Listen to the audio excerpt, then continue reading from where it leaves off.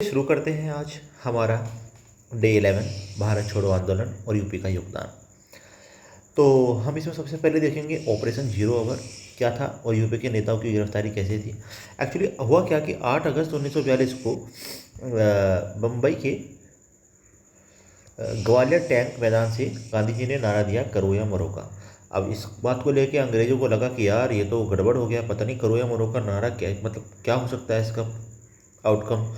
तो उन्होंने क्या किया कि रातों रात ऑपरेशन जीरो आवर चलाया और कांग्रेस के जितने भी बड़े नेता थे सबको गिरफ्तार कर लिया। समझे, 8 अगस्त को कहा, 8 अगस्त की रात को ही गिरफ्तार कर लिया गया। 1942 की बात है।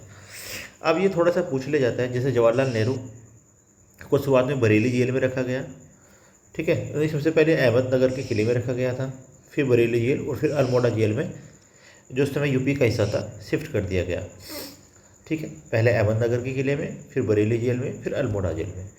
अब बात करते हैं गोविंद वल्लभ पंत। ये इनको भी अहमदनगर किले में रखा गया था और यही वे हैं जो यूपी के पहले मुख्यमंत्री बनेंगे।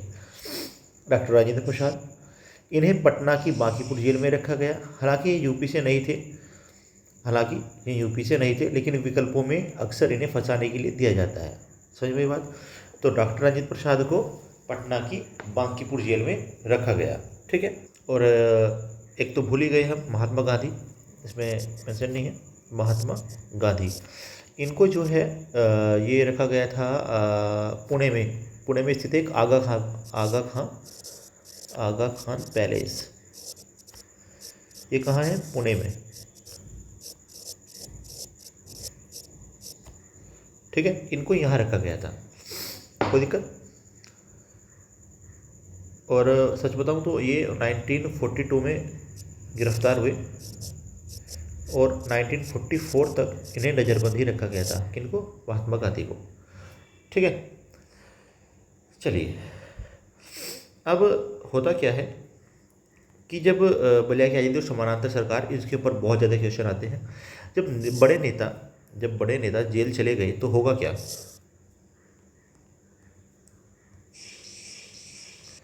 तो आंदोलन का नेतृत्व स्थानीय युवाओं और किसानों ने अपने हाथ में ले लिया। उत्तर प्रदेश का जो बलिया है वो इस क्रांति का पूरा ताज बन गया। कैसे? आप जरा पढ़ेंगे। अब समानांतर सरकार बनी, एक पहली बलिया में बनी और दूसरी कहाँ बनी आपको, एक्चुअली इसमें दिया नहीं है, चलो मैं बता देता हूँ आपको। हाँ, वेट मिनट, देखो कई जगह समानांतर सरकार बनी थी, कुछ इम्पोर्टेंट है तो आप उसको ज़रा नोट डाउन कर सकते हैं।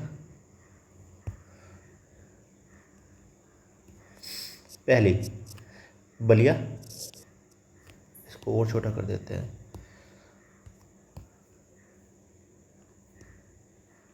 एक मिनट। बलिया यूपी में किसने बनाई थी? चित्तू पांडे।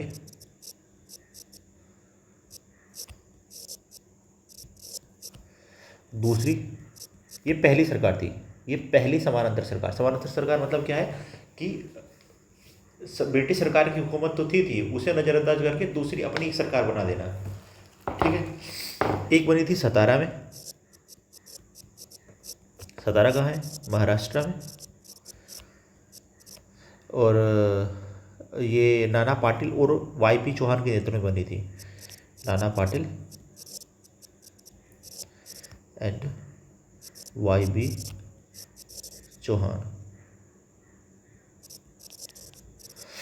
अब सबसे बड़ी बात यह है, इससे क्वेश्चन देखो, बलिया की जो है वो फर्स्ट है, पहली समानांतर सरकार कहाँ बनी? बलिया में, ठीक है। ये एक्चुअली 1942 की बात कर रहा हूँ मैं, 1942 की क्विट इंडिया मूवमेंट की बात कर रहा हूँ, जब बहुत सारे जो बड़े बड़े नेता हैं उनको तो गिरफ्तार कर लिया गया, तो जो छोटे नेता थे उन्होंने अपने हाथ में लिया सारा के सारा आंदोलन का भार, और जिसके तहत पहली समानांतर सरकार बनती है बलिया में। सतारा से पूछा जाता है, एक्चुअली ये सबसे लंबी बनी है, ये सबसे लंबे समय तक चली है, सबसे लंबे समय तक चलने वाली अगर कोई सरकार पूछे तो वो है सतारा, ठीक है। और इसने एक तूफान सेना नाम से बनाई थी, ये याद रखना, तूफान सेना, महाराष्ट्र में एक सरकार, एक सेना बनी थी तूफान सेना, ठीक है। एक सरकार बनी थी तामलुक में, तामलुक, तामलुक में, या फिर मिदनापुर, एक ही बात है, मिदनापुर। ये कहाँ है?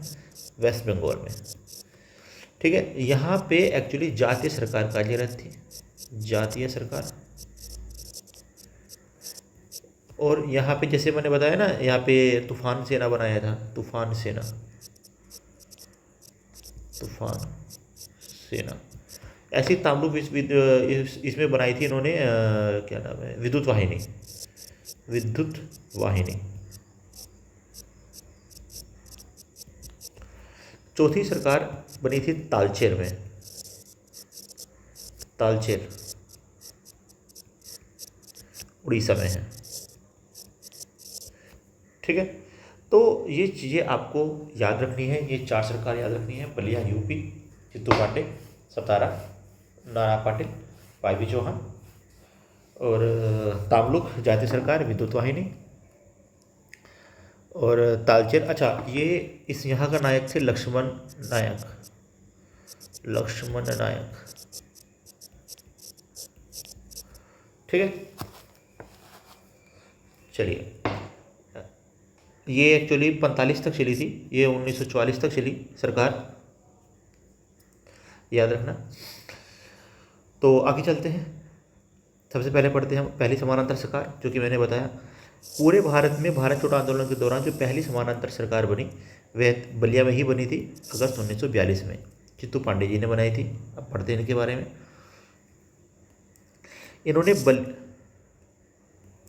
इन्होंने बलिया जेल पर हमला करके अपनी सभी क्रांतिकारी साथियों को आज़ाद कराया और कुछ दिनों के लिए अंग्रेजी शासन को पूरी तरह से उखाड़ फेंका। किसने? चित्तू पांडे ने। ओके, इनके इस अदम्य साहस के कारण इन्हें शेरे बलिया कहा जाता है। आयोग सीधा सवाल पूछता है कि शेरे बलिया किसे कहा जाता है और पहली राष्ट्रीय सरकार कहाँ बनी? आई थिंक आपको ये समझ में आ गया होगा। अगला देखो, जैसे कि मैं बता चुका, अगर बलिया की सरकार पहली थी लेकिन वो कुछ दिनों तक ही चली, लेकिन अगर आयोग पूछे कि लंबे समय तक चलने वाली समानांतर सरकार, तो वो सतारा है, महाराष्ट्र में, ठीक है। इसके बारे में बात कर चुके हैं। नाना पाटिल, वाईबी चौहान, तूफान सेना बनाई थी आपने। चलिए, अब कुछ विश्वविद्यालय और भूमिगत अंडरग्राउंड नेता भी थे, उनके बारे में पढ़ेंगे। जैसे BHU के बारे में पढ़ लेते हैं पहले। बनारस हिंदू विश्वविद्यालय, मैंने बताया था ना 1916 में बना था ये। हमने इसके बारे में पढ़ा है, इस मदन मोहन मालवीय ने रखा था। वैसे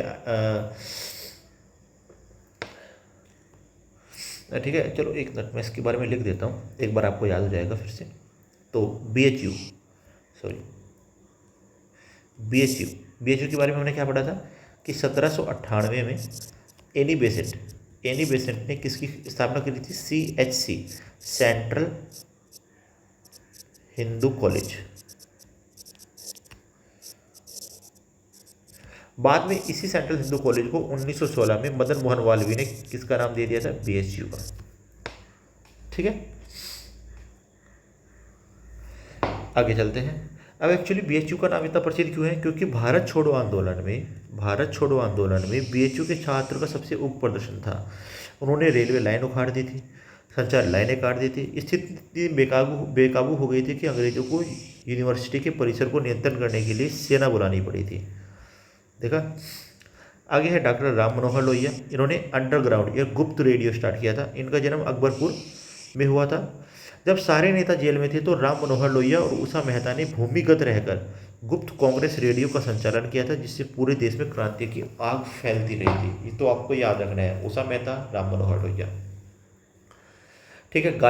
अब गाजीपुर और आजमगढ़ के बारे में पढ़ते हैं। बलिया के बाद सबसे ज़्यादा हिंसक विद्रोह गाजीपुर और आजमगढ़ में हुआ था। आजमगढ़ के तरवा थाने पर भीड़ ने कब्जा करके उसे आग के हवाले कर दिया था, जिसके बाद अंग्रेजों ने यहाँ पर सामूहिक जुर्माना लगाया और कई गाँव को जला दिया था, ठीक है। तो गाजीपुर और आजमगढ़ पढ़ लिया हमने, क्योंकि बलिया के बाद अगर कहीं हिंसक सबसे ज़्यादा हुआ था तो वो था गाजीपुर और आजमगढ़। अब पढ़ते हैं आज़ादी के बाद यूपी में प्रथम। एक्चुअली ये स्वतंत्र भारत में उत्तर प्रदेश की प्रथम राज्यपाल बनी।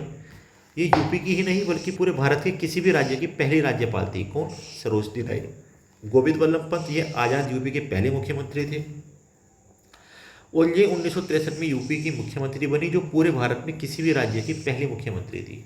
समझ में आया बात? अगर भारत में पहली मुख्यमंत्री कहूँ या मैं यूपी की पहली मुख्यमंत्री कह दूँ तो सुचिता कृपलानी ही है। ऐसे ही मैं भारत की पहली राज्यपाल कहूँ या इंडिया की पहली राज्यपाल कहूँ तो सरोजनी नायडू ही है। अच्छा, मैंने फिर अब तुम देख रहे होंगे कि मैंने अभी बात कर रहा था भारत छोड़ो आंदोलन की और अब डायरेक्ट मैंने देश आज़ाद करा दिया। तो मैं फिर से बोल रहा हूँ कि हम हिस्ट्री नहीं पढ़ रहे हैं, हम यूपी के पॉइंट ऑफ व्यू से बात देख रहे हैं, बात खत्म होती है। इसलिए मैं ज़्यादा कुछ उसको आगे नहीं खींच कर लेके गया। तो अभी हम अपना क्या करते हैं, डिवीजन टेबल। ऑपरेशन जीरो अवर 8-9 अगस्त की 1942 की रात नेहरू जी को जेल में भेजा गया, अल्मोड़ा जेल। पहली समानांतर सरकार बलिया, चित्तू पांडे शेरे बलिया कहते थे इनको, और बलिया जेल पर कब्जा करके अंग्रेजों को भगाया था इन्होंने। गुप्त कांग्रेस रेडियो राम मनोहर लोहिया ने चलाई थी। इनका जन्म अकबरपुर यूपी में हुआ था। बीएचयू का विद्रोह वाराणसी, और सरोजनी नायडू यूपी की प्रथम राज्यपाल थी। तो ये हमने लगभग एक स्मार्ट रिवीजन किया है। तो यहाँ पर आकर हमारा डे 11 ख़त्म होता है। तो हम कल फिर से मिलते हैं किसके साथ, डे 12 के साथ। तब तक के लिए बाय बाय।